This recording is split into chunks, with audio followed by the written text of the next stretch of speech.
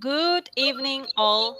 It's great to be back with all of you, and welcome to my IVF Answers, and welcome to our IVF webinar tonight. It's 8 p.m. UK time, so it is time to start our live event.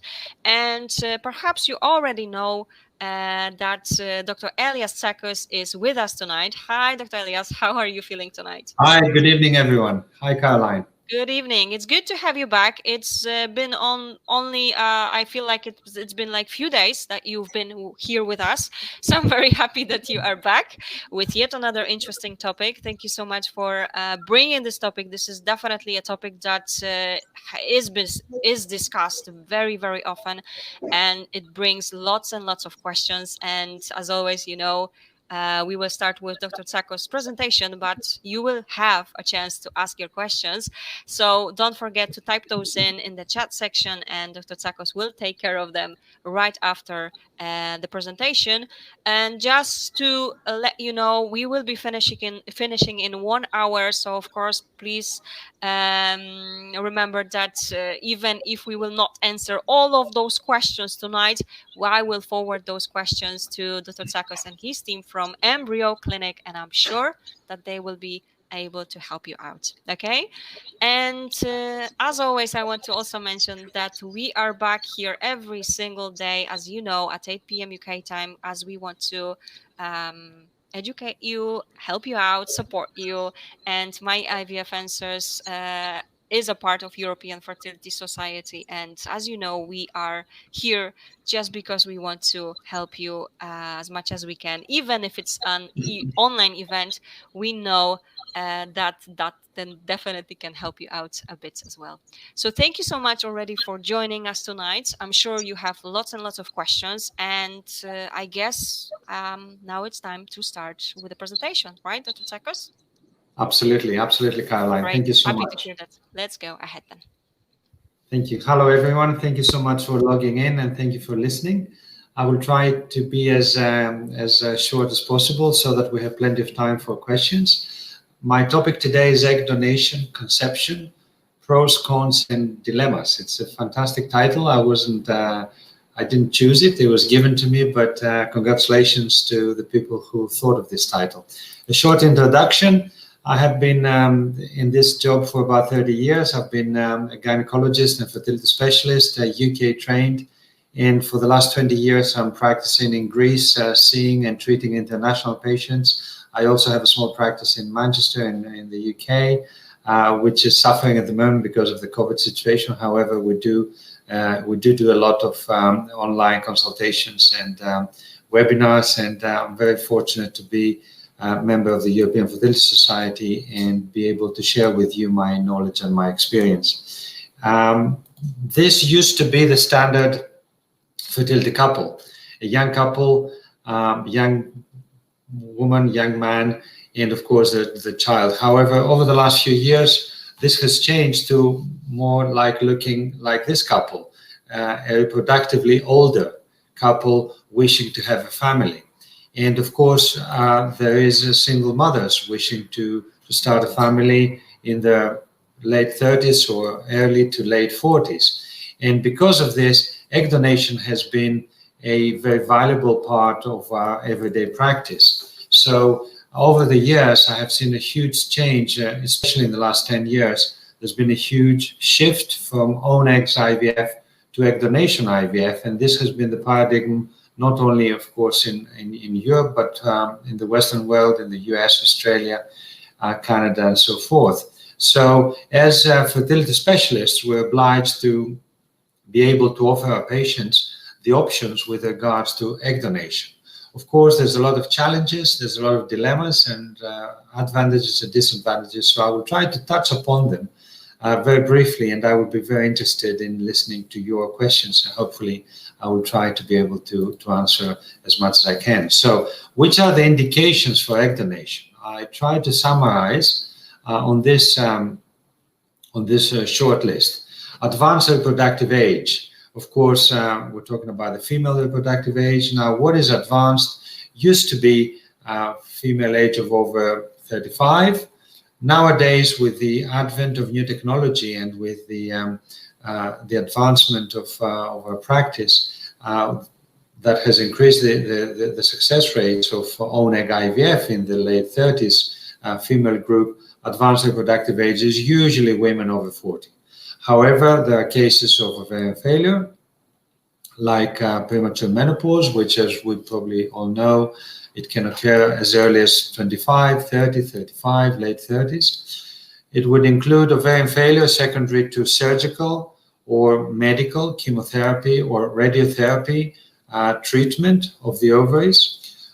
For example, even benign cases like endometriosis, severe endometriosis and repeat surgery could damage the ovarian reserve and may lead to some forms of ovarian failure, but also other conditions like infections or idiopathic unexplained premature ovarian failure is one of the causes of resorting into egg donation. Poor oocyte quality is another factor, another indication for egg donation, which is either expressed by a small number of eggs or a low quality of eggs, regardless of the age. And of course, the embryo quality could be impaired secondary to poor oocyte quality, and that would also be a factor for an indication for egg donation. Recurrent IVF failure.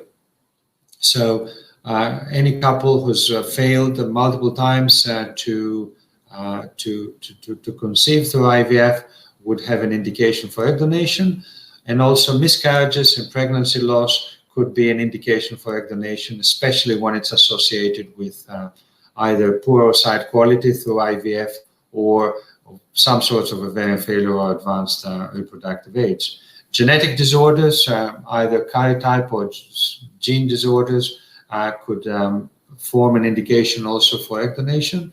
And of course, endocrine disorders like hypergonadotrophic hypogonadism, all those terms that would make us think and discuss with our couples the options of egg donations. These are the main reason, but of course, there could be some other categories that would indicate egg donation for certain couples. Now, which are the advantages? The advantages of egg donation conception. I'm not going to discuss about the advantages of egg donors, for example, which is very popular these days and is included in popular marketing strategies that many clinics and organizations have in order to attract donors. So I will discuss about egg donation conception advantages. So what are the advantages for the couple or the single lady if they decide to opt for egg donation in their IVF process? Number one advantage, in my opinion, is the higher success rate, And the success rate can vary between 50 and 70% per embryo transfer, vastly depending on whether we transfer 1 or 2 embryos. In most European countries, including Greece, we never transfer more than 2 embryos in the egg donation cycle. And in that case, the success rate per cycle could be as high as 70%. There's lower miscarriage rate. And this is always compared to the own eggs treatment. And why is that? One of the main reasons why is that the egg donation cycles involve younger donors, by law younger than 35, although in many cases, including our practice at Embryo Clinic, our egg donors are younger than 30. So the chance of miscarriage when we're using genetic material of somebody in their 20s is much lower compared to using own eggs IVF genetic material of someone in their late 30s or 40s. Of course, there's other factors implicated in miscarriages rate, but in general, the egg donation cycles have a lower miscarriage rate compared to the own egg cycles. Number 3 factor is the fact that the donors are thoroughly screened, and vastly, that screening is higher and more in depth compared to the own eggs IVF screening that is performed generally. I mean, overall, there's very little screening or even no screening many times in terms of genetics, for example, or in terms of psychology when someone is having own eggs IVF. However, the legislation in Europe is such that at least a minimum set of standard screening is performed on donors. So there is a guarantee for our patients that the donors are thoroughly screened. There's a lower physical complication rate for the recipient, for the patient, the couple, or the single woman who is resorting to egg donation treatment. Why? Because there's no risk associated with ovarian stimulation. There's no risks associated with egg collection. There's no risk of hyperstimulation, for example, or infection secondary to, although small risks, they're existent, secondary to egg collection, and so forth. Now, the experience, I mean, many couples and many single females, they're asking and saying, well, if I am to use foreign genetic material, why don't I adopt? Or why don't I go ahead with surrogacy? And of course, versus that experience, the egg donation conception has the advantage of the pregnancy experience, the childbirth experience, the time to get prepared for this experience, and of course the lactation experience and the bond with the child from day zero, from day one of embryo transfer. Also, one of the advantages of egg donation is that it's socially manageable, which means that it's up to you, it's up to the couple, it's up to the single female how to handle that piece of detail, whether she talks about it or not. If she decides to keep it to herself, that's fine. If she decides if they decide to share it with the society, that's also fine, with family or friends. And it is becoming an acceptable, socially acceptable treatment in the Western societies, certainly more than it used to be 10 or 15 years ago. Of course, it is very helpful that various people are coming forward in discussing about their experience.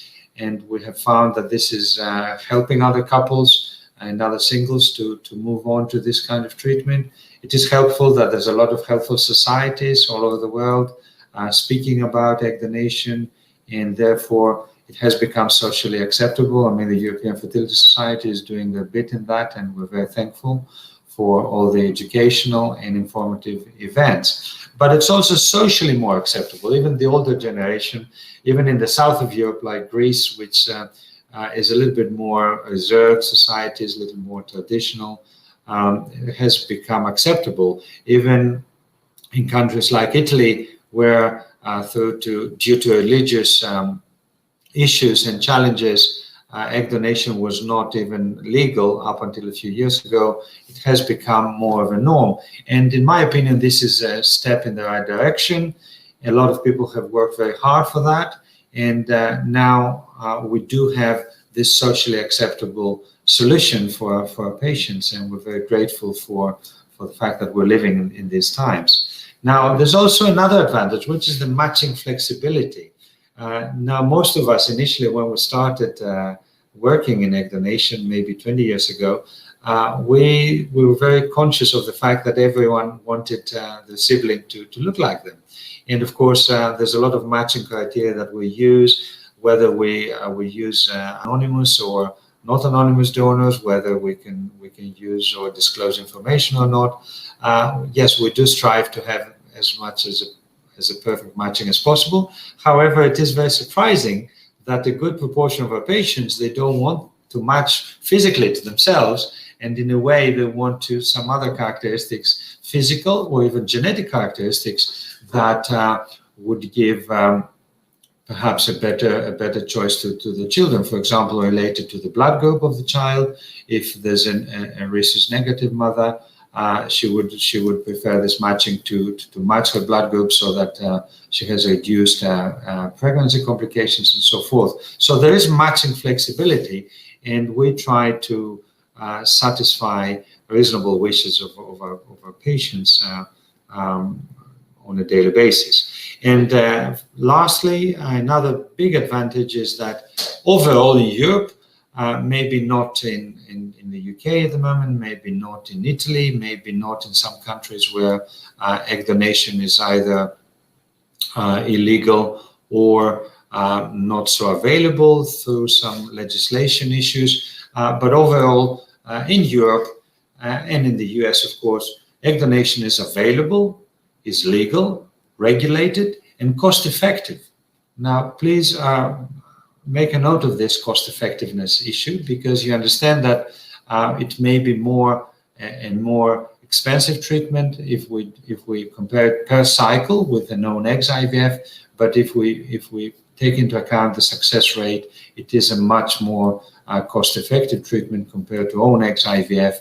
And apart from the monetary cost, it's more cost-effective in terms of time to pregnancy. So through egg donation, the time to pregnancy, which is a factor which is very, very important, and especially my team and I, we value that factor, and we have to factor that into the options that we offer to patients. It is an effective treatment because it can achieve a pregnancy very quickly.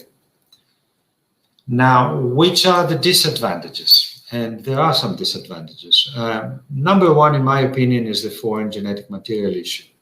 And this is something very hard for our patients to accept, especially if there are some cultural, psychological, ethical, religious issues. And of course, we as physicians, as clinicians, as IVF clinics, as the fertility world, we have to accept that. We have to seek for help.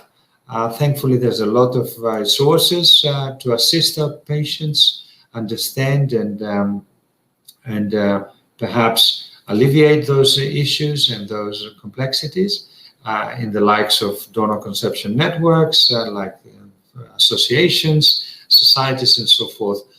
No one is going to tell you that it's an easy issue and that it's an uncomplicated matter or an uncomplicated treatment.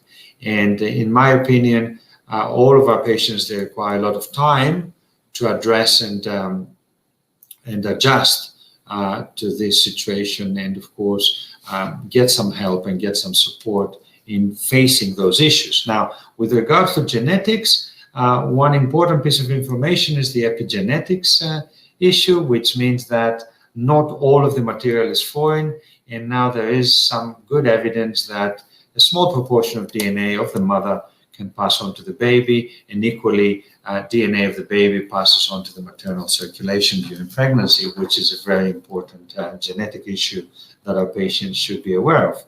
Of course, there's a lot of stress associated with the whole procedure, and most importantly with the donor's performance. Is my donor going to stimulate well? Is my donor going to produce healthy eggs? Are they going to successfully fertilize and culture into blastocysts and so forth? In my opinion, that stress needs to be alleviated by maybe using fresh eggs from the donor and using frozen embryo transfers, as we have been doing in my practice and in many practices now throughout Europe, which takes away some of this stress. So we disconnect the donor cycle from the patient cycle, from the recipient cycle, and by doing so, we have more time to do a better matching by looking for the suitable donor, irrespective of the patient's cycle, of the patient's wishes, of the patient's timing of the cycle, and only committing onto preparing our recipient once we have prepared and cryopreserved suitable, good quality blastocysts from the donor's egg collection. Now, legislation is another stress factor. There is variability throughout Europe. One important variability is that in the UK, the donors are not anonymous, which has an impact on the availability of donors. In some European countries, egg donation is not legal. In some countries, it is legal, but it's not available, and so forth. So there are some issues associated with this choice. So it may mean that although medically it could be fully indicated, there could be some logistical issues for our couples to face prior to deciding where and how to proceed with egg donation. And of course, that affects availability, which can be limited in various countries. and it could be an issue in deciding and one of the disadvantages of the egg donation program. Now, cost is higher versus own eggs IVF. In general, it's probably about double or maybe 3 times higher, depending on the country and depending on the situation and so forth, although the cost effectiveness of the treatment is better. However, this could adversely affect a couple which may be on a very tight budget. So if someone is budgeting perhaps 1 or 2 cycles of own eggs IVF, they can hardly afford perhaps 1 cycle of IVF, and this is of donor IVF, and this is something that us as clinicians, in my opinion, we have to address, and we have to provide some flexibility for our patients, maybe with some mini egg donation IVF programs, which would make it more financially feasible for the couples on a budget. Social issues are also important, and there could be disadvantage. Medical issues could be also important. For example, there is some uncertainty with regards to the genetic heritage of the donors, of the history, although throughout Europe now there is a very strict and robust legislation which controls and ensures that all the medical checks have been done and medical backgrounds have been checked, and of course all the genetic tests have been performed. And of course, one final but important issue is what's going to happen in the future with the offspring, with the child. Do we tell them? When do we tell them? How do we tell them?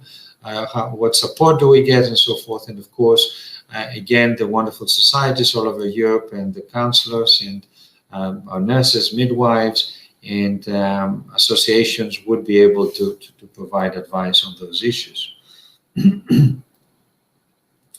So what are the dilemmas? Now, the main dilemmas, in my opinion, are 4. One is anonymous versus not anonymous egg donation.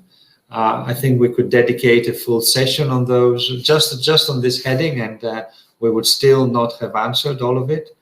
In my opinion, there's no right or wrong.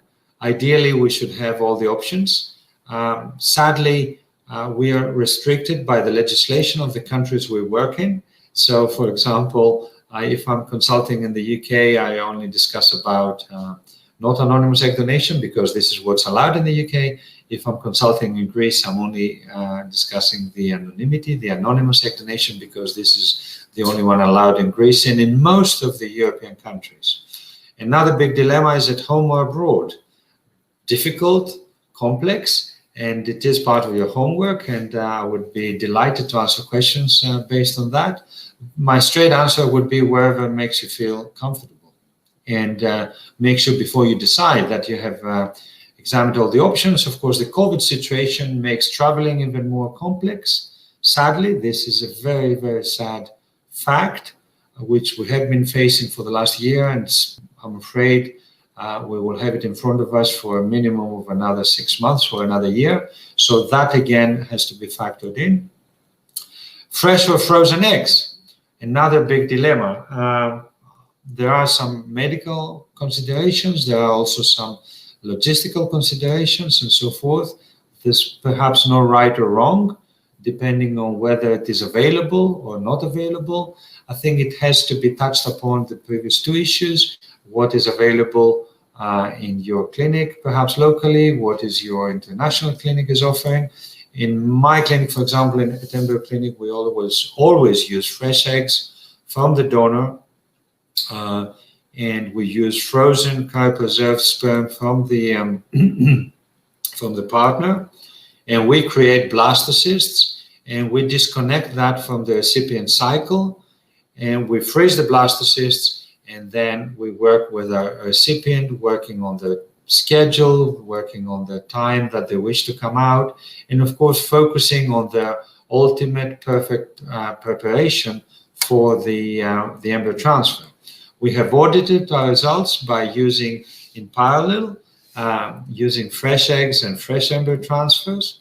We've also tried using other combinations of fresh or frozen material, and we overall found that not only the success rate of a frozen embryo transfer of a blastocyst was better compared to everything else, but also the experience of our patients was better because they had one less thing to worry about, how the donor is performing. And of course, there was a virtually non-existent chance of a cancellation of a cycle as long as we had the blastocysts already, and we have them already frozen before we commit to a frozen embryo transfer on the recipient. How to choose a clinic? Again, that could be a weekend full of webinars and full of people discussing and trying to explain various issues in how to choose a clinic. In my opinion, I think your gut feeling is the best paradigm and the best way to choose the clinic. Ask yourself, who do you trust your future family with, and follow the ones that give you the right answers, really. So who do you trust your family dream with? It's a big question. In my opinion, the more educated you are, the more basic knowledge you have about standard IVF facts and standard specific facts based on your particular situation, the more informed and the more likely you are to make the right decision.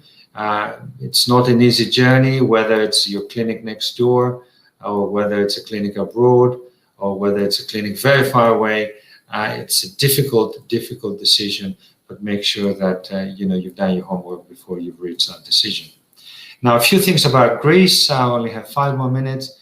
Greece has become one of the top destinations in general for IVF, not just for egg donation, but also for own eggs IVF, for surrogacy, for all sorts of fertility treatment. These are the main reasons why the clinics are of very high standard in general.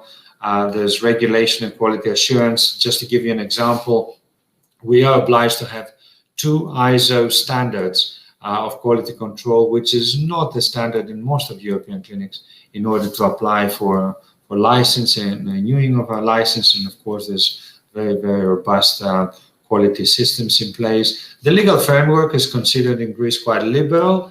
It is not bad, but it's out of date, in my opinion, and it requires urgent updates. Sadly, this has been held back because of the epidemic, but we're hoping within 2021 to have some good news for our patients, starting from the age limit for the female. We're hoping that this will be extended to 52 or 53 from 50, that it is the case now. And also, we're looking into being available to offer more options to our patients, hopefully within 2021. Safety and success has been established. There used to be minimal waiting lists, although now the waiting lists sadly are being built up because of the COVID situation. But hopefully we should be able to handle that. Affordable, excellent reputation, and easy access, at least within Europe. Now, egg donation in Greece in general is legally permitted and protected. Allowed for singles and married and unmarried couples as long as the female is under 50. There's no upper age limit for the male. It's anonymous. There's legal compensation to the donors. The age of the donors, the egg donors, is 18 to 35 years old. At Embryo Clinic, at my clinic, we use donors in their 20s only, and there's a maximum of 10 families created per egg donor. There's a national registry of donors to ensure that everything is done properly. That was established in 2020. There is ability to perfect the donor matching, and this is vastly due to the fact that there is availability of donors, young students coming forward to donate for various reasons, mainly, basically altruistically. There's used to be a short waiting list. I hope we maintain that, although there is a fear that we may build a small waiting list in the next few months. Embryo donation is possible, and overall the treatment is affordable. So this is what all of you is looking for, and I do sincerely hope that you achieve this miracle. A few words about Greece. Thankfully, we've been doing fairly okay regarding the COVID situation, although now we're faced with the 3rd wave of the pandemic. However, the death rates and hospitalization rates are amongst the lowest in Europe, mainly because we've had very, very severe lockdowns ever since the epidemic started. This is our beautiful city of Thessaloniki, a historic city by the sea, lots of culture, lots of history, multinational city, and nice touristic destination as well. We're celebrating our new airport. It's just opened. It's opening actually this May. It has doubled in size compared to last year, and hoping to be able to welcome our patients from all over the world. This is our clinic, Embryo Clinic. Our team has been established here for just over 20 years now, and we have successfully treated patients from more than 30 countries from all over the world. Surprisingly, even from Africa, we had some wonderful patients who trusted with us with their family. And I'd like to thank you for listening in. I took 5 minutes longer than I was planning to. So 5 extra minutes, Caroline, for our questions. Thank you so much. All right, thank you so much indeed. Another excellent presentation, and you make it sound so easy, really. So thanks a lot for that. And yes, you are very right. Lots of questions. So 5 minutes added, no problem, Dr. Tsakos. And well, let's go ahead with the questions. As you can see, plenty of them are right here. So the first one is, do you define a poor embryo quality? All right, okay. Depends is the answer. Depends on your age. For example, it's a different definition if someone is 35, and different definition if someone is 40. Would you like to tell me your age, please, Margie? Yes, let's give it a second. Okay. 39. Margie is 39. So at 39, we would be very happy if we created 1 or 2 top quality blastocysts. So this is my definition for your age. It is very important to create blastocysts. I mean, I think most of us now, most of the clinicians and the scientists, we agree that embryo culture should go as far as the blastocyst stage, because this is the time where we have a lot of information about our embryo. So at 39, we would like to see 1 or 2 top quality blastocysts. If we don't, then we're probably talking about poor quality. Now, we may see no blastocysts at 39. We may see 1 or 2 blastocysts which are not of good quality, either lagging behind in development, or showing signs of fragmentation and so forth. Of course, for a 35-year-old, I would expect with 1 stimulation cycle, hopefully to have maybe at least 2 or 3 good quality blastocysts. So the definition varies mainly depending on the age.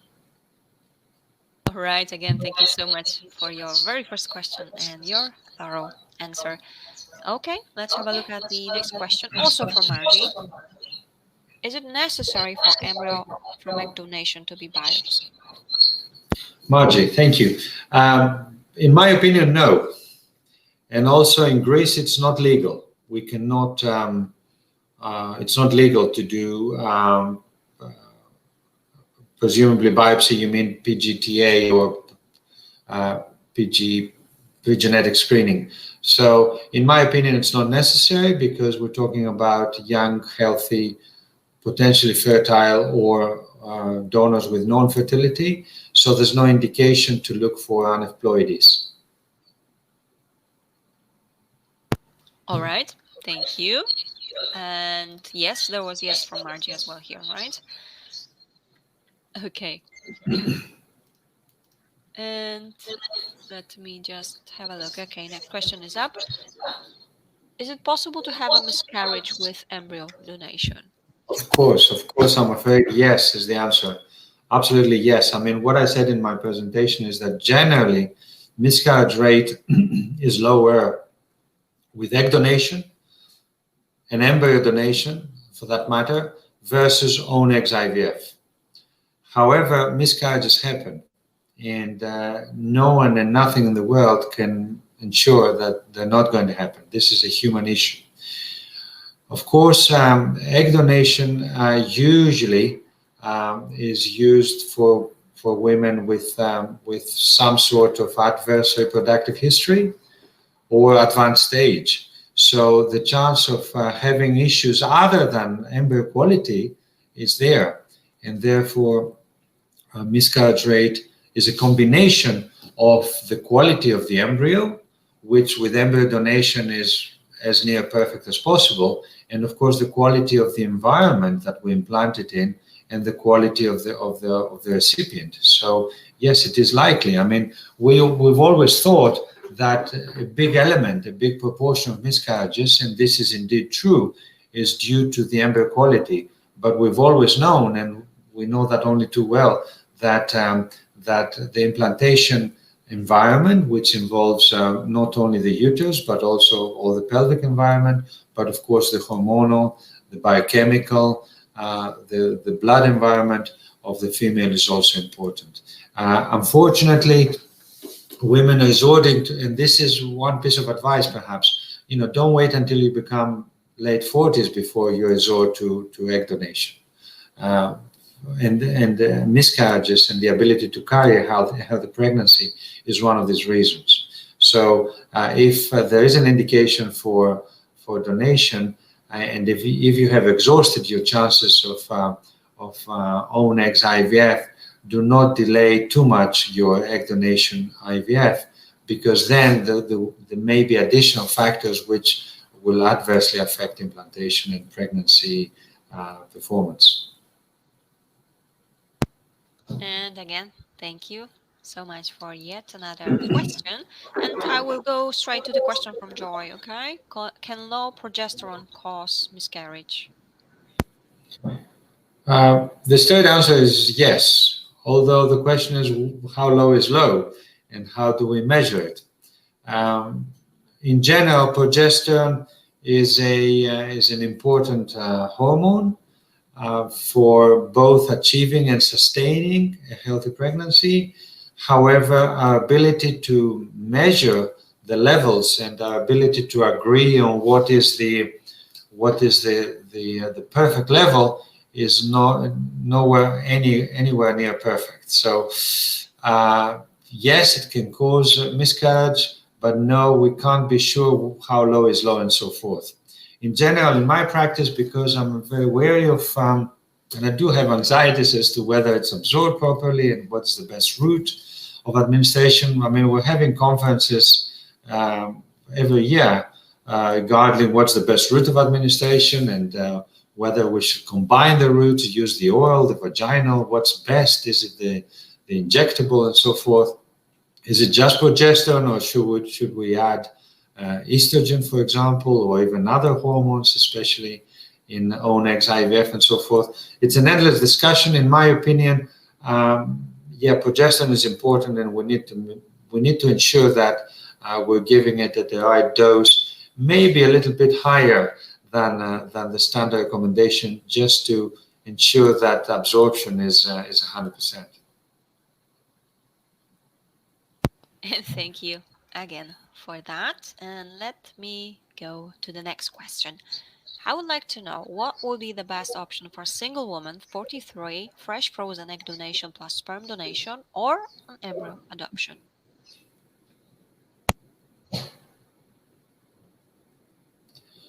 Right. Okay. Single woman, 43.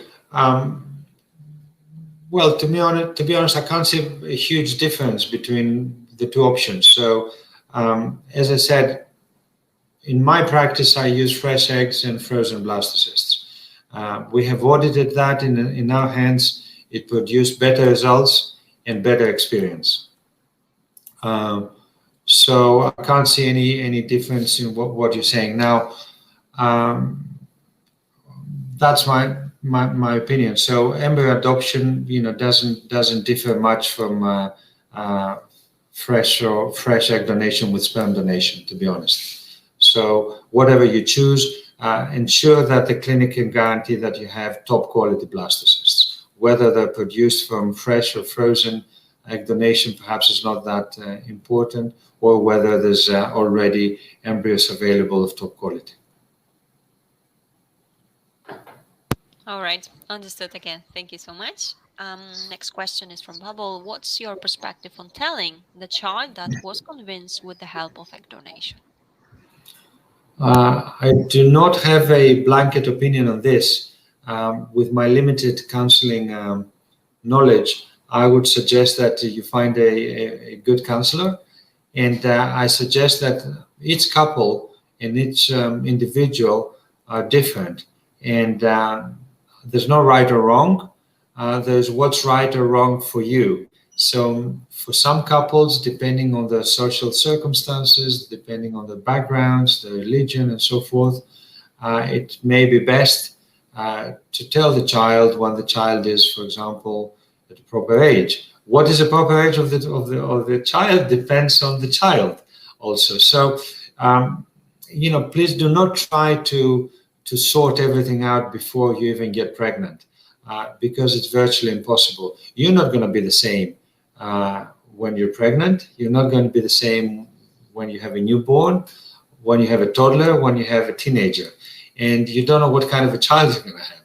So, practically, although we like to have things organized beforehand, I think it's too much of a stress, and I have seen amazing situations. Do not try to fit everything into a pattern, because those patterns may change. So overall, it's a very variable decision. It's a complex decision that has to be addressed and readdressed and readdressed, and depends on the couples or the single mother's dynamics, but also depends on the child's or children's dynamics. So, I leave it to be totally individualized by the absolute specialists. Perfect. Thank you so much indeed. And actually, we did have a webinar on that kind of things. Of course, I would be happy to send you some links, Bubble, just so you can have a look at it as well. Okay. Thank you so much, Dr. Tsakos, also for that.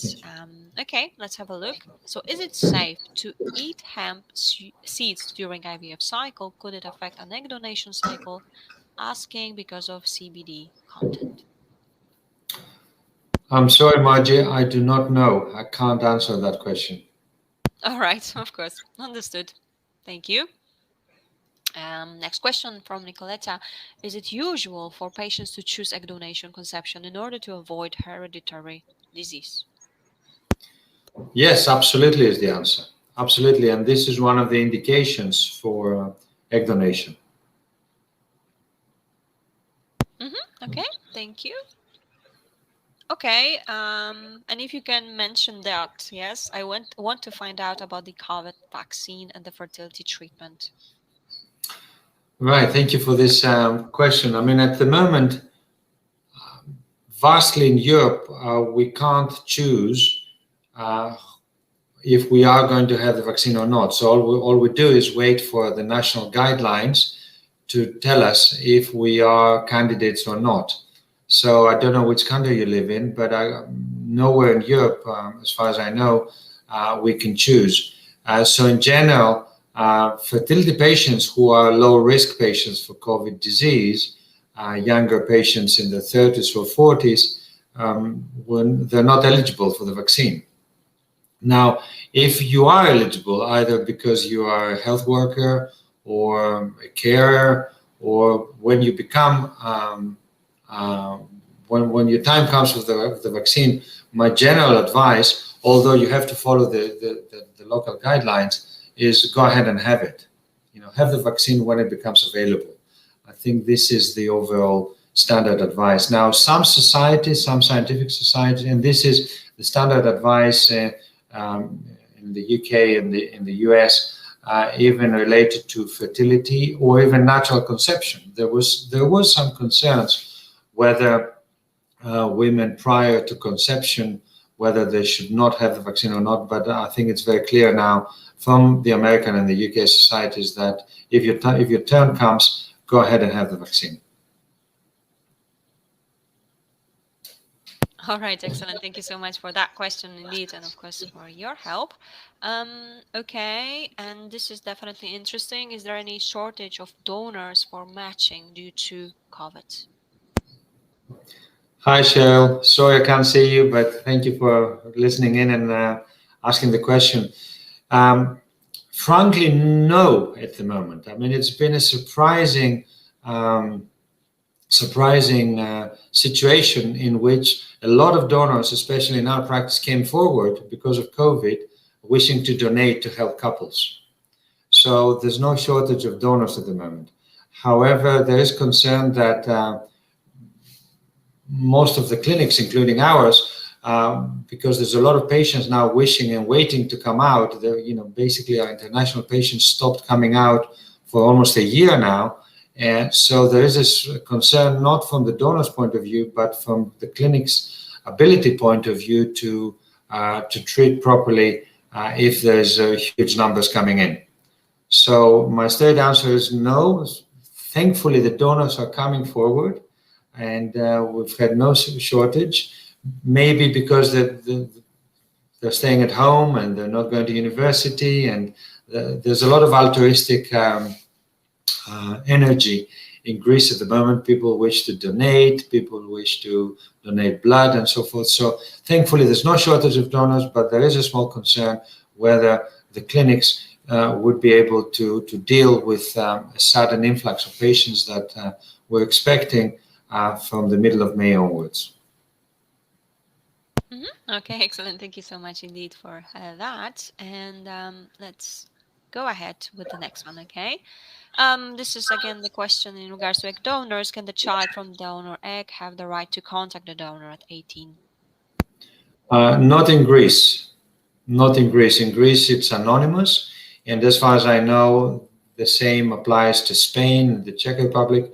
Most of European Union countries like Greece have the legislation of anonymous egg donation. So there's no right, there's no obligation, there's no connection between the child and the donor. In the UK, I'm not sure whether it's a right, but it is possible due to the not anonymous egg donation legislation. It is possible to have a contact between the donor and the child after the age of 18. All right, excellent. Thank you for the confirmation with this one. And the next question is, what is the success rate of fresh versus frozen egg donation?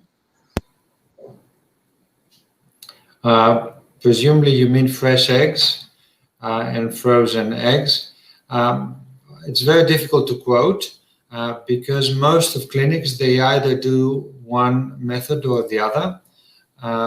So very difficult to quote. I don't know, I haven't got an answer to that. We did a small audit in our clinic and we found that fresh egg donation with the use of frozen blastocyst gave us the best fertility outcome in terms of success rate. But maybe in other clinics' hands, it would work differently. I don't know. You would have to individualize. Okay, no problem. Thank you so much for that as well. Okay, next question is there any thawing issues with frozen eggs or blastocyst? With frozen eggs, there is thawing issues. I mean, please remember that an egg, whether fresh or frozen, is a potential embryo. And the overall loss from eggs to blastocysts could be as high as 60, 70%.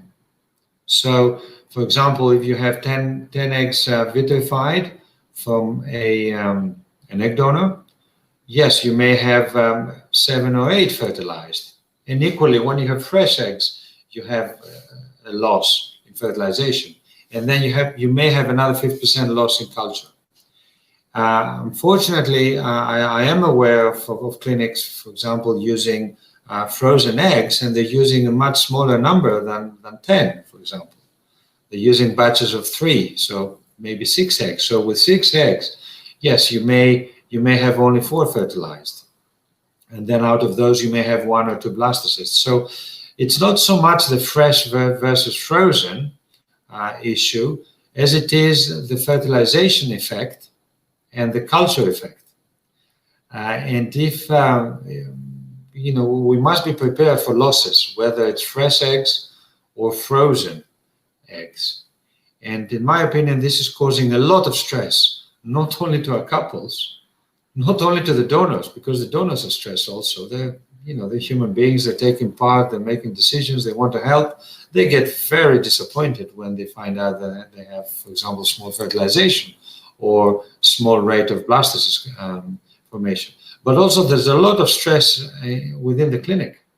It's for us, it's a very, very bad day when we have maybe one blastocyst out of an egg donation cycle, and if that blastocyst is not perfect. So we don't want this, in my practice, we don't want to be faced that when the recipient has made all the effort to prepare themselves, to have the scans, to have the medication, to prepare, to have a good endometrium, to fly out and then come here and say, oh, I'm sorry, we only have one morula, not even a blastocyst. So it's, in general, we like to discuss about recipients and discuss about preparation for an embryo transfer once we have blastocysts in hand and when we have secured at least 3, in a full cycle, 3 top quality blastocysts. And amazing. Thank you so much, of course, for yet another question and your help. Okay, next question is up. Are there any Southeast Asian donors in Greece?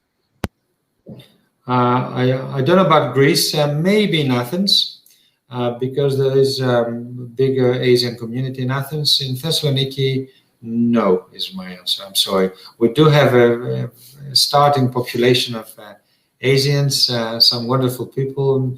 Now, most of the schools, we have some Asian students, and my daughters have Asian classmates, and they're having amazing company and multicultural fun with them. But in terms of donors, as far as I'm aware, in my clinic at least, we don't have any. I'm sorry. All right, of course, again, thank you so much. And next question is, so how soon after myectomy should I do embryo transfer? Yeah, myectomy. Hi, say now you've just touched upon my my special interest, which is fertility surgery. The answer depends on the size of the myoma you had removed, depends on the location of that myoma, depends on the type of surgery you had, whether it was open, laparoscopic, or robotic, and of course depends on the healing process that happened afterwards. In my opinion, the best person to ask is your surgeon, the surgeon who did the surgery. So if I can give you some examples, I mean, I take 10 centimeter fibroids out, but if they've been laparoscopically or robotically, if they've been subserous, so outside the uterus, it doesn't matter. If they have a small stem, I can advise my patients to have an embryo transfer in 2 to 3 months. Or if it's a bigger myoma within the uterus. So 6 centimeter in the uterus, I can see. I would still ask my surgeon. Standard advice is minimum of 6 months, to be honest. Yeah. All right. Again, thank you so much for your advice. We will be slowly finishing. And it doesn't have to do with the centimeters. It's not 1 month per centimeter, but it's 6 centimeters, a fairly large fibroid, and if it's in the uterus, that means that the incision of the uterus was at least 5-6 centimeters. So I would in general, I would allow a good 6 months to heal. And wonderful. And there's a thank you from the patient for you. Mm-hmm. Okay, let's have a look at the next question that we have got here. Sorry. Do you have donor embryos available for single ladies, or the donation made from couples? Yes, on both. Yes, on both.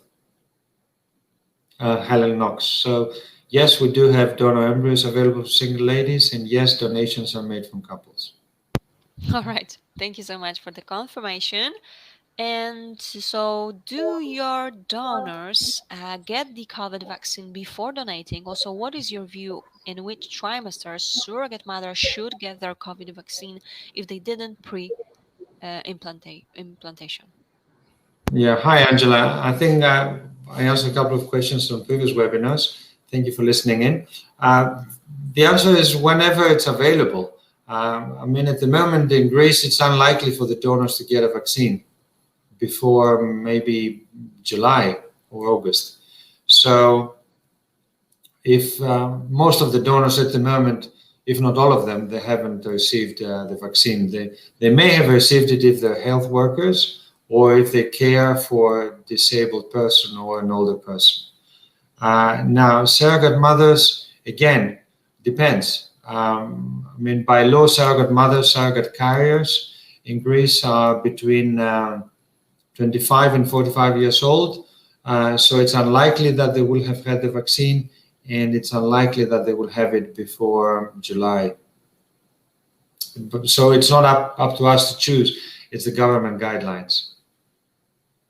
Our advice is whenever your time comes, go ahead and have the vaccine. This is our standard advice.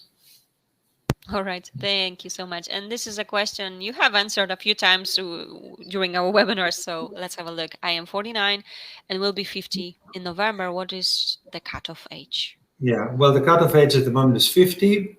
So technically, there is time to go ahead with egg donation, but that means that you will only have one chance at embryo transfer. You shouldn't be over 50. Or you may be a couple of months over 50. I mean, if the embryos are created before 50, there is a leeway of a couple of months at the moment due to the epidemic for the embryo transfer. So technically, you may even have 2 chances at embryo transfer before you turn 50, which is not bad, provided you can travel or you can get organized fairly quickly. All right, thank you. Yeah, may I mention a few updates about the COVID situation in Greece? We're in the height of the 3rd wave at the moment. We are in partial lockdown. However, clinics are working as normal. Surgery, we only perform emergency.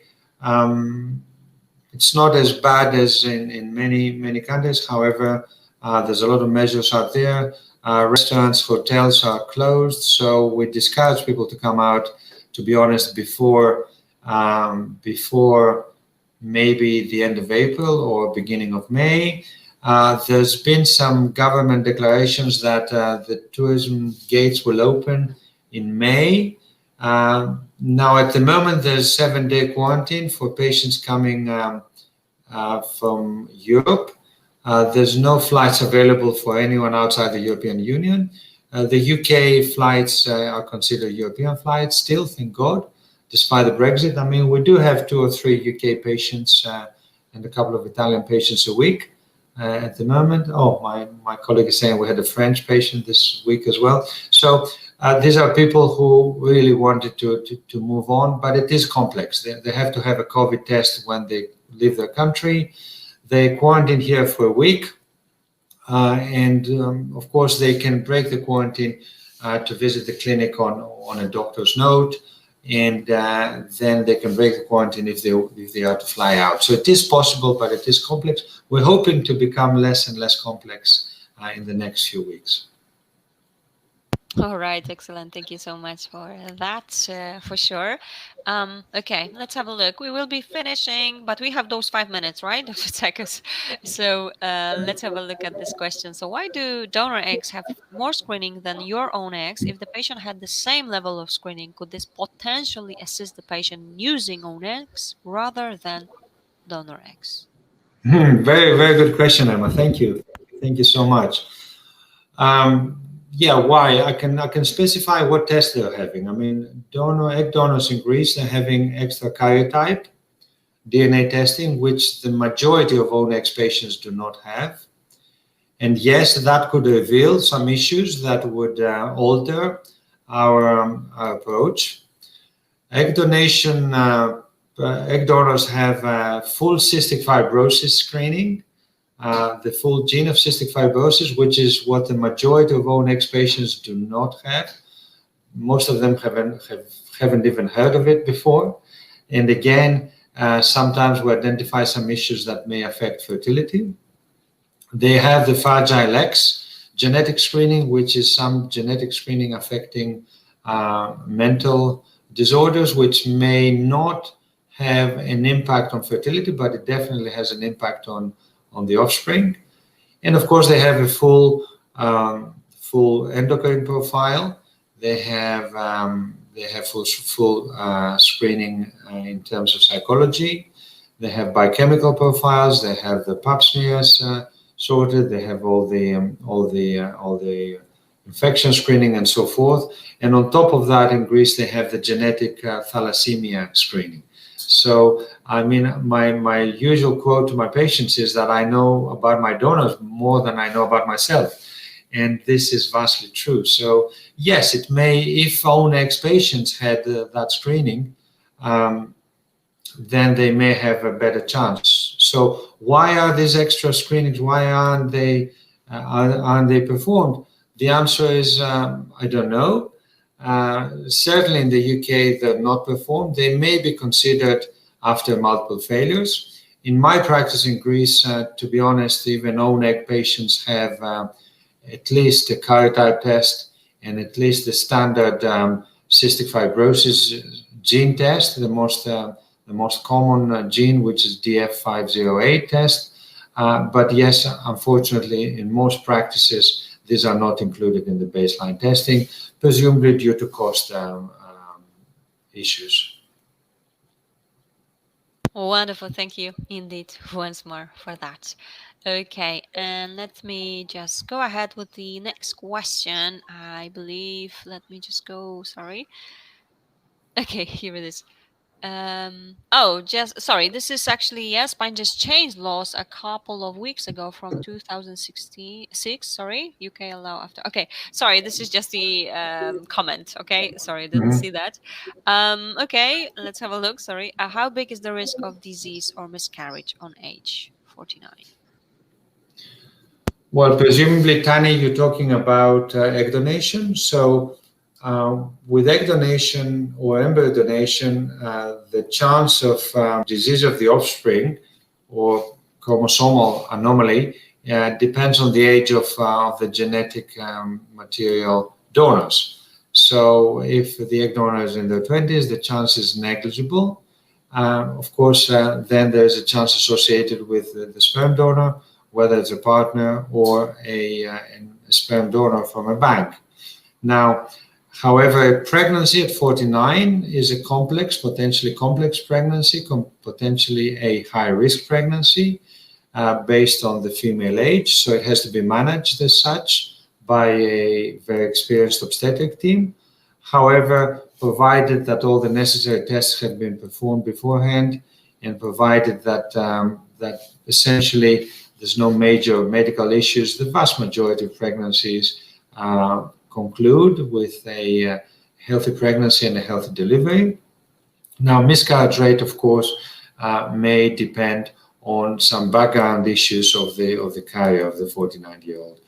Overall, if a 49-year-old is fairly healthy, fairly fit, on no medication, with no serious past medical history, fairly slim, and fairly well looked after by a good team, the vast majority have a good outcome. And again, thank you so much indeed. And I believe that was our final question, right, Dr. Tsakos, for tonight. However, of course, there are like few questions left. I will simply forward those questions to you, Dr. Tsakos, and your team, and I'm sure you will be able to get back to the patients. And before I let you go, actually, there is a comment with thank you, and I love this comment. I need to show it to you just right here. Thank you once again, giving a great presentation. What an amazing physician you are, and what a wonderful team you have around you. Can you please open a full clinic in Manchester and cause a well-needed shake up to the commercialization that we have here in the UK? We'd be at the front of the queue. I just wanted you to see, because this is the definitely a comment I love. Thank you, David. Thank you, David and Karen. Thank you so Thank you much. so much for that. And as you can see, there are plenty of thank yous coming up for you. So thank you so much for joining, for answering all the questions. And thank you to all of you for also listening in and your excellent questions. And I do believe it has been very, very useful for you. Dr. Elias, anything else you would like to add? Thank you so much. Thanks everyone for listening in, for your questions, your comments. Hang in there. It's not easy times, but it's going to be over soon, we hope. And don't let go of your dreams. And congratulations for being strong and for educating us through your questions, through your comments, through your suggestions. I'm very grateful. I owe a huge percentage of what I've learned and what I know so far to my patients from all over the world. They helped me shape my practice, my protocols. They helped me shape my personality. Thank you so much. Thank you, everyone. Thank you, Caroline, for hosting this. Thank you. It's always great pleasure to have you. And I just want to let you know, Dr. Elias will be back. Don't worry. Okay. So thank you so much indeed. And of course, have a lovely evening. And as you know, it has been recorded. You will have a chance to watch this again. If you go to our website, My IVF Answers, you know that there are over 300 IVF webinars. So go ahead and check it out. And of course, as you know, we will be back here tomorrow at 8 p.m. UK time again. So I hope to see you there. Another topic we have to discuss. And of course, as I mentioned, Dr. Elias, thank you so much. And till our next webinar, okay? Good night, everyone. Thank you very Thank you much. so much. Take care. Thank you. Bye. Bye-bye.